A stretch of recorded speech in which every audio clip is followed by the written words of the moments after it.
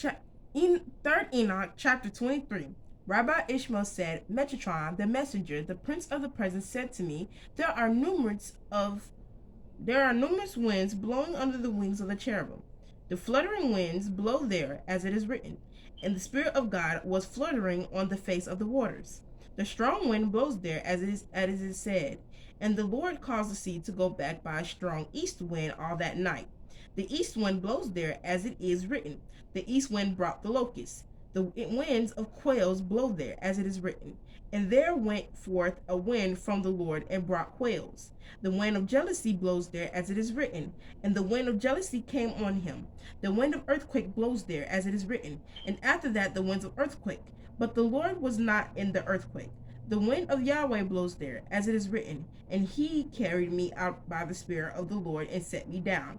The evil wind blows there, as it is written, and the evil wind depart from him. The wind of wisdom and the wind of understanding, and the wind of knowledge, and the wind of the fear of Yahweh blow there, as it is written, and the Spirit of the Lord will rest on him. The spirit of wisdom and understanding, the spirit of counsel and might, the spirit of knowledge and of the fear. The wind of rain blows there, as it is written, the north wind brings forth rain. The wind of the lightnings blows there, as it is written, he makes lightnings for the rain, and brings forth the wind out of his treasuries. The wind, breaking the rocks, blows there, as it is written, the Lord passed by, and a great strong wind split the mountains and broke in pieces the rocks before the Lord. The wind of assuagement of the sea blows there, as it is written, and God made a wind to pass over the earth, and the waters assuaged. The wind of wrath blows there, as it is written, and behold, there came a great wind from the wilderness, and it struck the four corners of the house, and it fell. The storm wind blows there, as it is written, storm wind fulfilling his word. And Satan is standing among these winds, for storm wind is nothing else but Satan. And all these winds do not blow but under the wings of the cherubim, as it is written. And he rode on a cherub and flew, yes, and he flew swiftly on the wings of the wind. And where do all these winds go? The writings teach us that they go out from the under of the wings of the cherubim and descend on the globe of the sun, as it is written.